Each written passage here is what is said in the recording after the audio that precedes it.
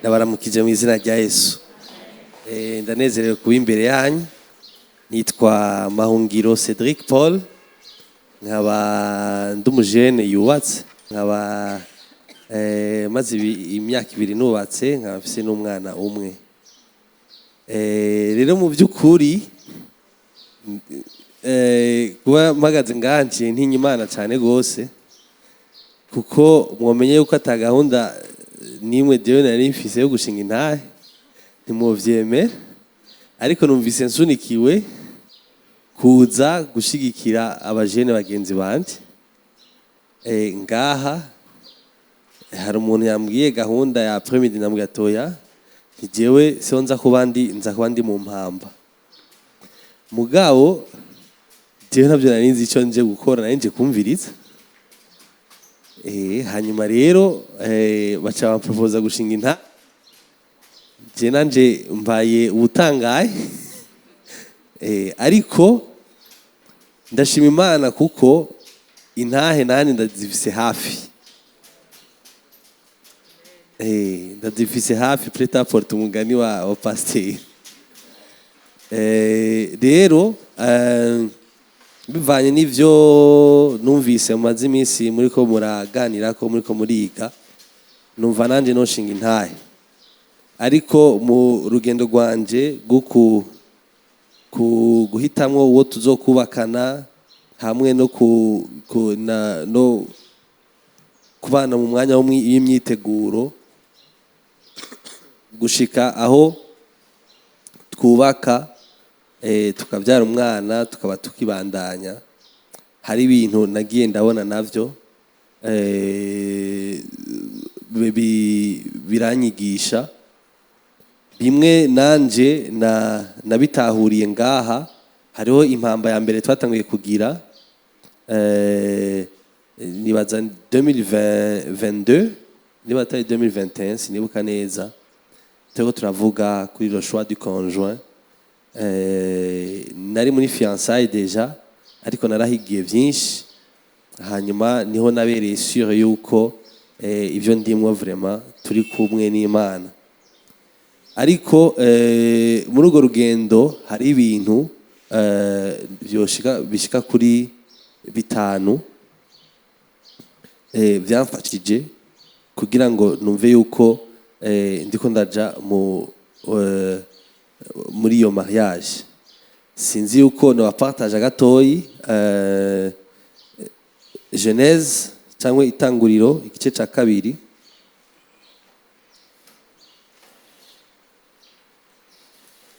Itanguriro igice ca 2 umurongo wa 15.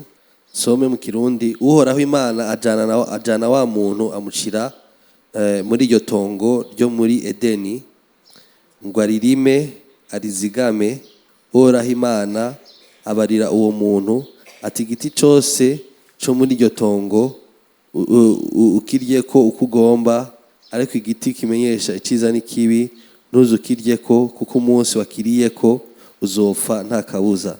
Uhoraho Imana aravuga ati si byiza ko umuntu yibana wenyene, hinge ndamuronderera umufasha.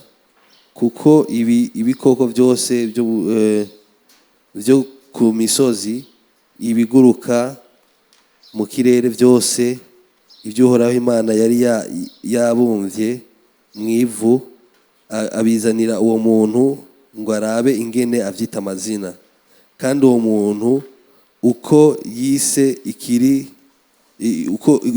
n'ubugingo cose ricariba izina ryacu. Uwo muntu avyita amazina uhereye ku bitungano byose no ku biguruka mu kirere no ku bikoko byo mu ishamba byose, ariko ntihabonekamo umufasha akwiranye n'umuntu. Maze Uhoraho Imana asinziriza uwo muntu ubutikoma, arasinzira, amukuramwo urubavu rumwe, ahomeka inyama mu gishingo carwo. Urwo rubavu Uhoraho Imana akuye muri uwo muntu arukuramwo umugore amuzanira uwo muntu, maze uwo muntu aravuga ati uyu ni igufa ryo mu magufa yanje, ni ikara ryo mu mara yanje, n'akara ko mu mara yanje, azokwitwa umugore kuko yavuye mu mugabo. Imana ishimwe. Iyo text yaramfashije kubera hari ibintu byinshi yanyeretse. Hari ibintu bitanu nakuyemo umunsi natahura iyi text. Imbere yuko Eva aza, Adamu yashizwe muri Edeni. Edeni ni igicapo cha présence de Dieu, cyangwa kubaho kw'Imana. Imana yaremye ibintu byose hamimushira muri Edeni. Hanyuma acabwira Adamu, iyo Edeni uyirimwo kugira ngo uyirime kandi uyiproteje. Hanyuma acamuha igikorwa, amuha igikorwa ateza gukora. Hanyuma amuha iyerekwa, amwereka ukungene ateza kubaho aho hantu Imana yamushize. Hanyuma aca rero mu nyuma ari mu gikorwa niho yumvise yuko akeneye umufasha, ariko ari mu gikorwa yamaze gutahukirwa icyo Imana yamushiriyeho ku isi gukora. Hanyuma amaze kuba mu gikorwa aca aramuzanira umugore. Amubonye aca aravuga ati nguyu igufa ryo mu magufa yanje, akara ko mu mara yanje. Nami nibaza igituma yamubonye, yamumenya akimubona. Yamumenye paraporo y'iki kugira ngo amubone, nuko yamumenyeshejwe n'icyo yari akeneye kugira ngo akore iki, kugira ngo akore igikorwa Imana yari yamuhaye gukora mu isi. Rero kenshi aba jeune turakunda guhura n'ibibazo, tukumva yuko dufise pression y'ama priorité isi tubwira cyangwa y'ama famille isi tubwira nibiki, ariko nuko nagiye gusanga hari ama priorité Imana ishaka. Eva yagiye kuza, Adamu ari muri présence y'Imana, yaratahuye icyo yaremewe kandi ariko aragikora. Hanyuma Eva acaraza kuza. Rero intahe yanje nayo ihagaze kuri aho nyene, kuko jewe nakuze n'ivyo byitwa ko nsenga, ariko nayo mfise ibintu byinshi ntaratahura, numva umengo bidashoboka. Nari umuntu akunda gukalkira cyane. Nibuka jewe nagize na fiançaye ishobora kuba ndende gatoyi y'imyaka 4, kubera nari nkiri coincé mu mutwe, kubera naraharura nkasanga kugira ngo ushobore kuba ngahi Bujumbura nkeneye amafaranga imiliyoni izi. Namubwira ati rero urabona ko bidashoboka, ntayo mfise, ayo mafaranga ntayo mfise, ntibikunda. Hanyuma kandi ndibuka neza kuko je nk'urutwi wanje ndi umu informaticien, ariko nari mfise agakontra ahantu hamwe ka 150,000, kandi ndiko nategura ubugeni. Katumva none umuntu afise 150,000 ari sûr, ayandi yose ntiyari sûr, byaza Imana yabishatse. Hanyuma ndiko nategura ubugeni. Rero fiancé yanje yaratevye kuko nabona ko bidashoboka mu vyumviro vyanje muri techniquement, ariko umunsi ntahura rino jambo, ntahura yuko jewe success yanje cyangwe ugushika ku ntumbero yanje ntibivana n'amafaranga mfise, ntibivana n'ivyo isi imbwira ko ikeneye, ntibivana ko hageze yuko ngira amayace ntayigira, bivaye n'ivyo abagenzi babwira cyangwa amafamiye cyangwa n'iki, ariko bivana na mission Imana yashiriyeho ngaha ku isi. Hanyuma ntangura kurondera rero ya mission. Kenshi tuba tubifise ntituba tubizi, yuko ntituba tubizi gusa, birahari biri ngaho hafi tuba tubifise, ariko utanguye kubirondera n'uco ubona ko bihari.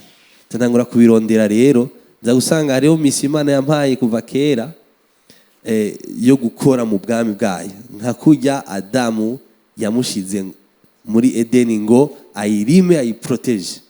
Nandi rero Imana yarampaye umurima wo kurima no guproteje. Cyasanga bimwe bimwe ndabirimo ntanabizi, ibindi nabyo sindanabitangura kuko ntabyo namenye.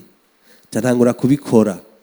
hanyuma ntanguye kubikora rero izo principe zaramfashije ama priorité yanje arahinduka ko je nabona priorité kugira ngo nshobore kugira mu buzima naho numengo hageze kugira amayaje mwana nta mahera afise priorité n'amafaranga ariko nansanze priorité atari amafaranga priorité nivyo byose twavuze hejuru kuba muri Edeni kuba mu kibanza Imana igushaka ko uri kurakora ivy'Imana ishaka kuri wewe aho onye ni wabibamwo mu nyuma rero uwo mudamu azoza kuko nihagera yuko umukenera agufashe kuko Eva aje kugufasha ikintu uri kurakora mu gihe utaramenya yuko uri kurakora rero Eva ntazoza umva bice bigorana rero maze kubibona Imana iramfasha mfatira kuri ico tavuga ati jewe ndiko ndakora ndaverifya ko ndi muri Edeni ndaverifya ko natahuye icyo Imana yifuza yuko nkora hanyuma n'izindi nyigisho rero bagiye baratwigisha ngaha tutangura kuja muri urwo rugendo ndibuka yuko sase nkani mire yanje ntigeze ihinduka ariko hari ikintu cyo kwizera cabaye mu buzima bwanje hageze nagize mariage le 6 août 2022 hageze muri mai le 16 mai nkifise ya salaire nyene ya 150,000 sino itana salaire kuko urumva jewe ndikoresha nta hantu ntonda ariko nkora ibya informatique aho ndabironsa hanyuma turavuga ati rero reka dufate iminsi 3 yo gusenga dusengera akazi kuko twe twabonye ko amashamba yatangiye gushuha turafata umwanya turasenga ariko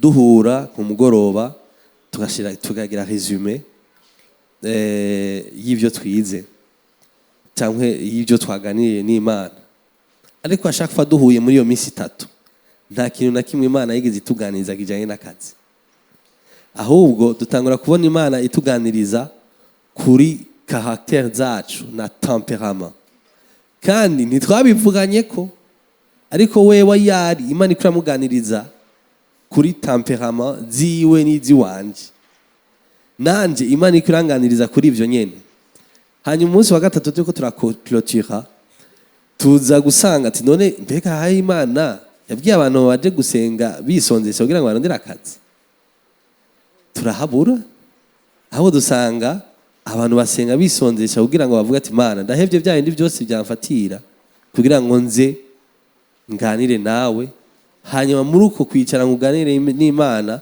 ukaruhishirizaho kwimenya ukarushira kubona ama faiblesse yawe ukarushirizaho kubona aho ukeneye Imana gusumba ukwiraba mu cirore cy'ijambo ry'Imana Imana ikaguhishurira uwuriwe hanyuma duhejeje rero cyambona tinone ko iminsi atiheze kandi Imana yatuganije kandi twahezagiwe haba none kakazi navyo bice bigenda gute kakazi ariko twari ikintu twe twamaze gutahura turakigumya nimba Imana iri hagati yacu ari umugozi wa gatatu ufashe ubwo bucuti bwacu ntabwo watubwira hari umuntu umwe twaganiriye yadushoboje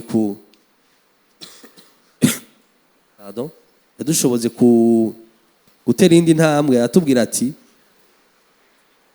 ikibazo suko wogira mariage cyane ntuyigire ikibazo no kuba sure ko Imana iri hagati yanyu natwe rero tuvuga ati sha none ko tuye tuzi ko Imana iri hagati yacu kandi twabonye intumbero y'urugo rwacu ntabwo rero dufise muri iryo joro nyene niyo ntaho fete yani nashatse kubwira abajene bafise ikibazo yuko barashaka kugira mariage mugana nta mahera bafise ariko nagiye gutara yuko amafaranga siyo agira mariage ariko Imana nigira mariage urashobora kuba ufise amafaranga menshi ntiwubake amen ariko iyo ufise Imana ufise byose muri iryo joro nyene twatandukanye haca haza unide cyangwa icyumviro cangira nkora kafishe gatoyi cangira promotion ku ma réseaux sociaux y'ivyo nkora mwibuke ko hasigaye amezi 3 gusa kugira mariage ibe. Naramaze gufatisha ibintu bimwe bimwe, naratanze ama avance ariko ntibiravansa.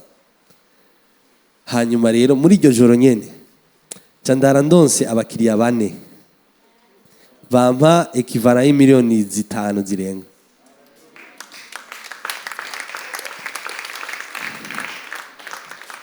Hanyuma Imana iranyigisha yuko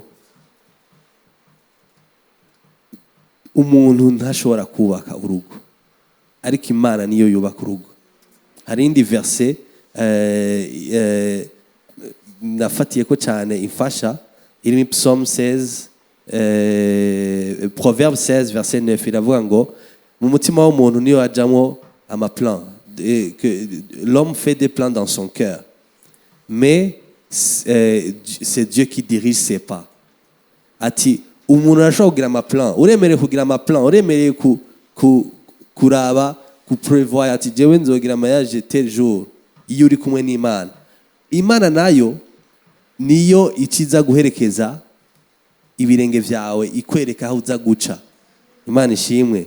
Nagira rero mbwire abajene bagenzi banje, ntimugire ubwoba. Ukabuzi yuko uri muri Eden, waradekuvre icyo Imana yakuremeye gukora, ukaba uri kuragikora. Eva nawe hari akaba ariko aritegurira gufasha ya vision Imana yaguhaye, nawe nyine yiteguye kuri même niveau. Mukaba muzi yuko muri kumwe n'Imana ari umugozi wafashe. Ntimugire ubwoba, si kibazo cy'amafaranga, ni kibazo cyiyerekwa y'aho Imana ishaka kubajana, icyo Imana yabaremeye gukora. Imana niyo izobimenye ingene mukora mubikora. Rero intahe yanje yariyo tadutangura gukora kuva ico gihe sindagira publicité na rimwe y'ibikorwa nkora. Kuva ico gihe nabigize rimwe gusa, le 16 mai 2022 sindasubira kugira publicité na rimwe. N'ubu maze imyaka 2 nubatse, kandi si kubera jewe, ni kubera ubuntu bw'Imana. Imana ishimwe. Rero ni ivyo nashaka kubabwira, kandi byatunezeye. Ndabatera intege rero ko mumve yuko atari kibazo kibi cyane nibi. Urashobora kuba wumva nyene uri prêt, ariko kumva umengo ni kibazo cy'amafaranga. Ntimugire ubwoba, ukaba uzi kuri kumwe n'Imana, si kibazo cy'amafaranga. Imana ishimwe. Twahejeje mariage yacu vendredi le 5 août. Nari mfise ikibazo c'imiliyoni 2,100,000. Nta numwe nashoboye kubibwira muri komite cyane no muhira, kuko ntibari gushobora kumfasha, kandi numva ko ntoremera abantu. Mugabo kubera iryo banga nari namaze kumenya, numva ko byose bigenda neza. Hanyuma canabwira madamu wanje twe tuzogira mariage kandi atadeni na rimwe dufise. Rero tatuvyuka le 7 août twabyose atadeni na rimwe dufise. Ibintu byose twarashoboye kubiriha, ariko bwari kubera twebwe, ariko yari kubera Imana. Imana ibaheza kiti.